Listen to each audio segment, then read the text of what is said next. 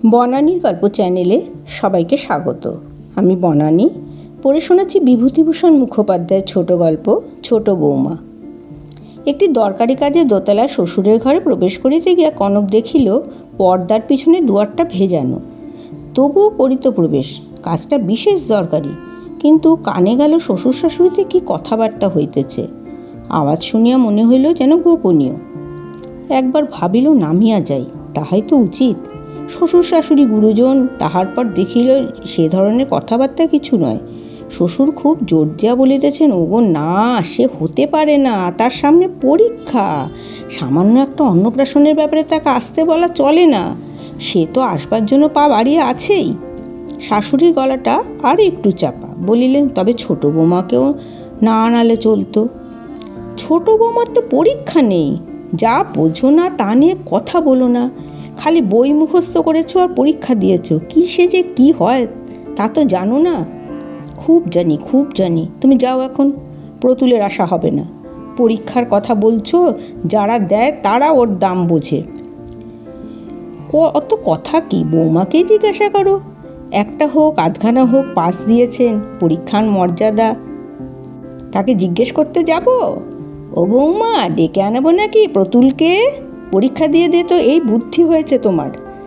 জিজ্ঞেস করবার আবার রকম ফের আছে, তারও শিক্ষা চাই। শিখেছ তো শুধু জমপুকুর ব্রত আর আড়ি পাতা। কনক জিভ কামড়াইল। এমন কিছু হাতি ঘোড়া না হোক, তবুও তো মিডল ইংলিশ পাশে।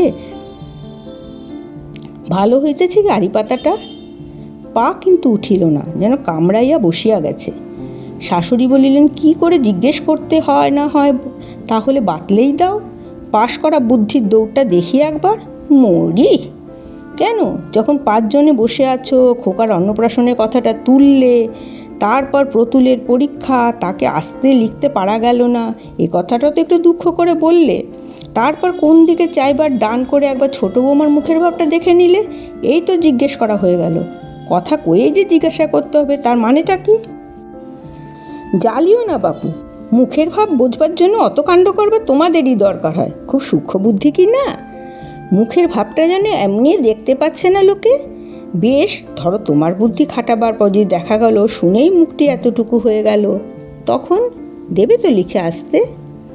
সুন্দর চালটি চালিয়েছিলেন শাশুড়ি। কনক মনে মনে পাশের চেয়ে জমপুকুর ব্রত করা বুদ্ধিরই প্রশংসা করিল। কি উত্তরটা হয় একবার শুনিবার জন্য উৎকণ্ঠিত হইয়া রইল।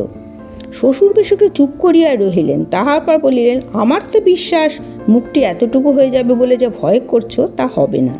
সেরকম অবুঝ মেয়েই নয়, নিজের পুত্রবধূ চিনি না। আর ধরো যদি হয়। শ্বশুর আবার চুপ করিয়া গেলেন। শাশুড়ির বুদ্ধিতে কনকের এত আনন্দ হইতেছে, ও যেন দেখিতে পাইতেছে শ্বশুর বোকা বনিয়া শাশুড়ির মুখের পানে হাঁ করিয়া চাহিয়া আছে। তাহার পর শ্বশুর বললেন, যদি হয় মনে করো তো তার উপায় আছে। ওরকমভাবে না জিজ্ঞেস করে বরং বলো, খুব দুঃখ করেই বললো, প্রতুলকে লিখলাম আসতে, আর চিঠি এসেছে, সামনে পরীক্ষা, কোনো মতেই আসতে পারবে না। শাশুড়ি চুপ করিয়া গেছেন। কনক একেবারে স্তম্ভিত। মানুষের পেটে এই রকম জিলিপির প্যাঁচ? একটু থামিয়া শ্বশুর আবার বলিয়া চলিলেন, বরং একটু বুদ্ধি খাটিয়ে বিনিয়ে আরও দুঃখ করতে পারো। আজকালকার ছেলেরা শুধু পাশ বাই হয়েছে। প্রথম নাতির অন্নপ্রাশন, তুই আসতে না পারায় আমাদের যে কি কষ্ট হলো সেটা একবার ভেবে দেখবি নি? আর তুইও তো কাকা, প্রথম ভাইপো তোর। বৌমার সামনে এইরকম করে বিনিয়ে বললেই তিনি মনে করবে প্রতুল আসতে চাইলে না। শাশুড়ি চুপ করিয়া গেছেন। কনক যেন স্পষ্ট দেখিতে যে শাশুড়ি বোকা বনিয়া শ্বশুরের মুখের পানে হাঁ করিয়া চাইয়া আছেন। কিন্তু এর উত্তরটা তো খুব সোজা। চিঠিতে কিংবা যখনই প্রতুলের সঙ্গে দেখা হইবে ওদের বৌমার, তখনই সে কথাটা ফাঁস হইয়া যাইবে। ছেলে বউয়ের সামনে মিথ্যাবাদী হওয়াটা কি এতই গৌরবের কথা? এই সোজা প্রশ্নটুকু আর মাথায় আসিতেছে না শাশুড়ির। অথচ এত বড় একটা সংসারের গিন্নি, এর ভেতরে শ্বশুরের যে কি মস্ত বড় চাল রহিয়াছে সেটাও বুঝিবার ক্ষমতা নাই। ছেলে বউয়ের কাছে মিথ্যাবাদী হইতে শাশুড়িই হইলেন। শ্বশুর অনেক পাস দেওয়া চালাক লোক, দিব্যি আড়ালেই রহিয়া গেলেন। কেহ তো তাহার কাছে কথাটা ভাজাইতে যাইবে না। পুরুষরা যে কত চালাক, এতদিন একসঙ্গে ঘর করিয়াও সে হদিশ পাইলেন না শাশুড়ি। কি গো, সত্যি নেহাত জমপুকুর করা বুদ্ধি। শাশুড়ি যতই হাতার মতো চুপ করিয়া আছেন, উত্তরগুলা ততই যেন কনকের পেটে গজগজ করিতেছে। কনকের যেন ছটফটানি ধরাইয়া দিতেছে। কথাবার্তা নাই, সেই জন্য আড়িপাতিতেও ভয় হইতেছে, যদি হঠাৎ দৌড় খুলিয়া বাহিরে আসেন শাশুড়ি। শ্বশুরই প্রশ্ন করিলেন, কি উত্তর দিচ্ছ না যে? শাশুড়ি চুপ করিয়াই আছেন। কনক আবার দম বন্ধ করিয়া উৎকণ্ঠিতভাবে দাঁড়াইয়া রহিল। যাক, রাগ করিয়াছেন শাশুড়ি, এও মন্দ নয়, বরং আরও ভালো। অবুঝ মানুষদের কাছে রাগই ঠিক অস্ত্র। শ্বশুর আবার প্রশ্ন করিলেন, বলি মুখ ঘুরিয়ে রইলে যে, কথাগুলো মনে ধরল না? কোনো উত্তর নাই।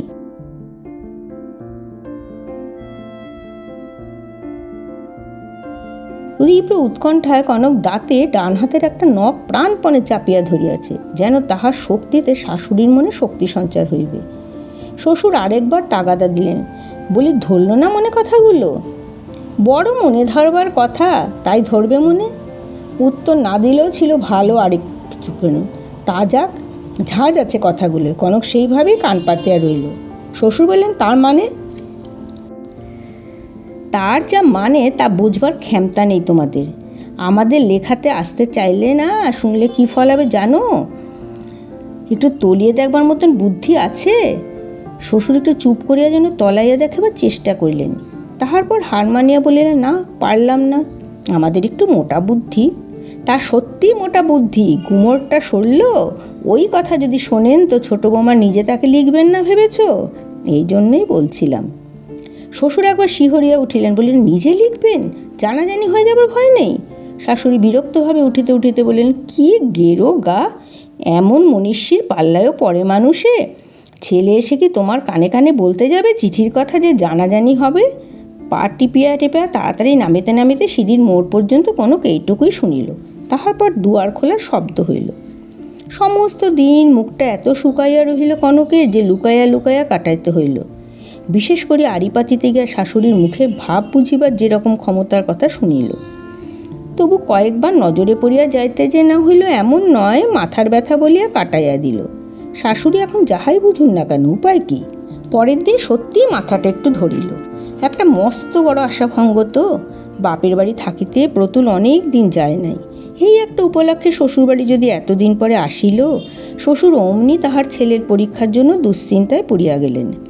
জগতে তাহার ছেলেরই এক পরীক্ষা দেয়, আর তো কেহ দেয় না, এমন জানিলে কনক বাপের বাড়ি মাথা ব্যথার নাম করিয়া পড়িয়া থাকিত।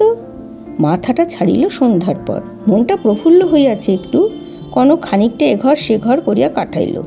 কাজের বাড়ি একটু আধটু আয়োজন আরম্ভ হইয়াছে।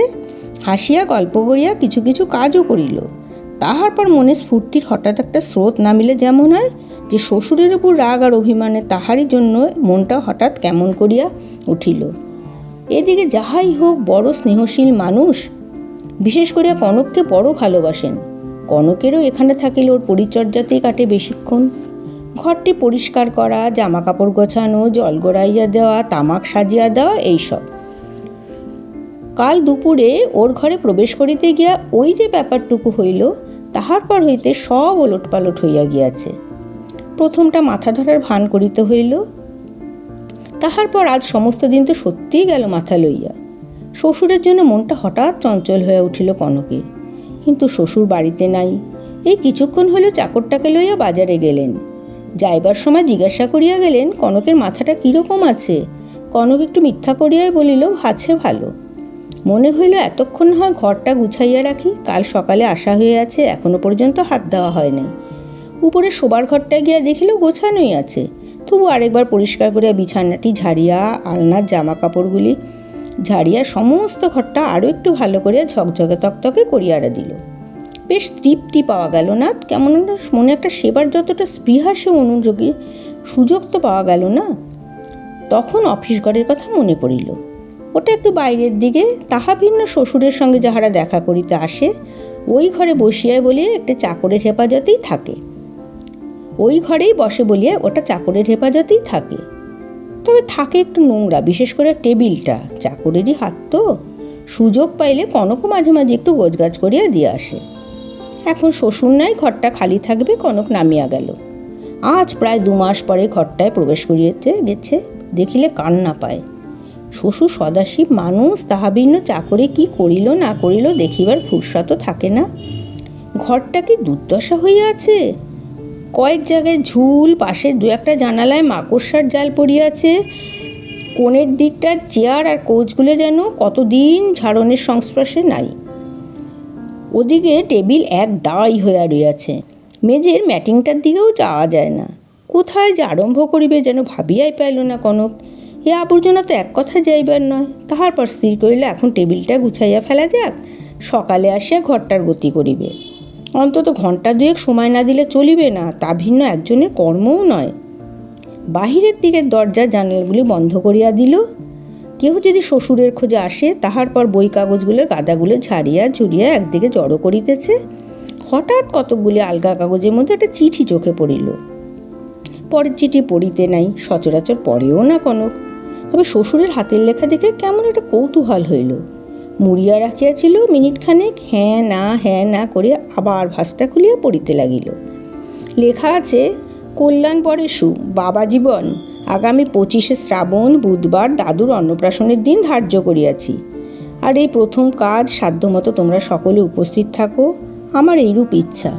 অবশ্য যেখানে উপায় নাই সেখানে আর কি হইবে। নৈহাটি হইতে তটিনী আসিয়াছে, এই সঙ্গে বিমলকেও বৌমাকে লইয়া আসিতে লিখিলাম। আর সবাইকে পত্র দিলাম, ছোট বৌমা পরশু আসিবেন। বেহাইয়ের পত্র এইমাত্র পাইলাম। বেশি ছুটি লওয়া ক্ষতি মনে করো তো অন্তত দিন দুয়েকের জন্য অতি অবশ্যই আসিবে। আসিবার সময় কিছু আনারস লইয়া আসিও চাটনির জন্য, এখানে পাওয়া যাইতেছে না। অত্রস্থ সব কুশল জানিবে, আমার শুভাশিস গ্রহণ করিবে। ইতি 18ই শ্রাবণ 1353, অমরেশ দেবশর্মণ। চিঠিটা পড়ে একটা অভিমানী হইল কনকের। দাদুর প্রথম কাজ, সবাই আসুক, সবাই আমোদ আহ্লাদ করুক, শুধু একজনের আসিয়া কাজ নাই। সে পরীক্ষা লইয়া মাথা কুটুক। বাপ হইয়া যে মানুষে কি করিয়া এতটা আক্কেল খোয়াইতে পারে কনকের মাথায় আসিতেছে না। অন্যমনস্কভাবে রাখিয়া দিতে যাইতেছিল চিঠিটা। তাহার পর চিঠির তারিখটা আরেকবার নজর পড়িয়া গেল। 18ই শ্রাবণ, আজ হইল 21শে শ্রাবণ। তাহা হইলে 18, 19, 20, 21, 4 দিন আগেকার চিঠি। কনকের দুই ভ্রু কুঞ্চিত হইয়া উঠিল। এ কী রকম হইল? 4 দিন আগেকার চিঠি এখনও পড়িয়া আছে। তা হইলে মেজ বড় ঠাকুরকে চিঠি পাঠানোই হয় নাই নাকি? মনটা খুশি হইল কি দুঃখিত হইল ঠিক মতো বুঝিতে পারিল না। একটা এমন আহ্লাদের কাজে একজনকে না আসিতে দিবার দিকে তাদের সমস্ত মনটা ঝুঁকিয়া আছে। তাদের এ ভুল হওয়াই ভালো। তাহার পর কিন্তু দুঃখই হইল মনে। আহা, মেজ বড় ঠাকুর আসিতে পারিবেন না, তাহার দোষটাই বাকি। হয়তো সময় আসিলে এই যে একটা অন্যায় হইতেছে তাহার প্রতিবাদও করিতে পারিতেন। অন্তত একটা দিনের জন্য প্রতুলের আশা হইত।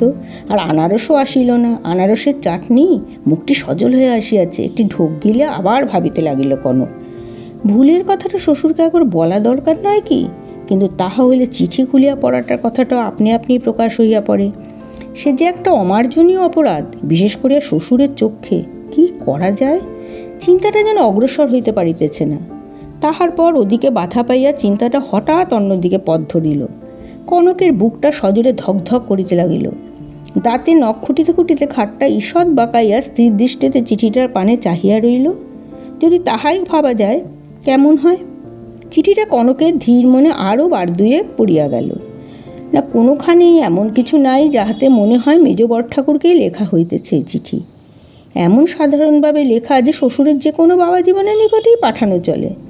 যদি মেজর নিকট না গিয়া ছোটোর নিকটেই যায় তো ক্ষতিটা কি? কনকের বুকটাও থরাস থরাস করিতেছে। ভ্রু দুটি হইয়া উঠেছে আরও কুঞ্চিত। দোষটাই বা কি এমন? মেজ বড় ঠাকুরের কাছে চিঠিটা পৌঁছিল না, এই তো। তার চিন্তাটা আবার অনুকূল হয়ে উঠিল। একটা আলোক রেখাও পাওয়া গেছে। মেজ বড় ঠাকুরের কাছে চিঠি যদি না যায় তাহার মানে কি? এই চিঠিটা পড়িয়া আছে বলিয়া অন্য চিঠিতে যায় নাই এমন তো প্রমাণ হয় না। বেশ, না হয় নাই যায়। মেজ দিদি আছেন, হপ্তায় 2খানা করে চিঠি লেখা চাই তাহার মেজ বড় ঠাকুরকে।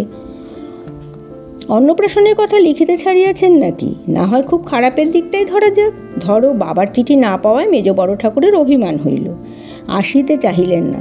কিন্তু সেটাও তো মেজ দিদির চিঠিতে জানিতে পারিবেন। এই আজকালের মধ্যে সঙ্গে সঙ্গে শ্বশুরের কানে পৌঁছিবে কথাটা। সঙ্গে সঙ্গে চিঠি যাইবে, বেশি দেরি হয় টেলিগ্রাম, তার চেয়েও বেশি দেরি হয় জরুরি টেলিগ্রাম। না, ক্ষতিও নাই দোষও নাই। কনক টেবিল দেরাজের মধ্যে হইতে একটা খাম বাহির করিল, প্রতুলের নাম লিখিল। তাহার মুখটি চূন হইয়া গেল। কনকের হাতের লেখা যে চেনা প্রতুলের, প্রতুল বলে পৃথিবীতে এত চেনা আর কিছুই নাই তাহার। আবার চিন্তা, তাহার পরও খামটা ছিঁড়িয়া ফেলিয়া কনক আরেকটি খাম বাহির করিয়া তাহার লেখার ছাদটার থেকে যতটা সম্ভব দূর এবং শ্বশুরের ছাদের যতটা সম্ভব নিকট করিয়া নাম ঠিকানা আবার লিখিল। এই বেশ হইল, অত ভাবিলে চলেও না। তাহা ভিন্ন প্রতুলের এখন পরীক্ষার ভাবনাতেই মাথা ঘুরিতেছে। খামে কাহার হাতের ছাদ তাই দেখিবার না কত ফুরসত। আসল চিঠিটা যে বাবার এইটুকু জানিতে পারিলেই যথেষ্ট। তাহা হইলে এই ঘরে আর নয়।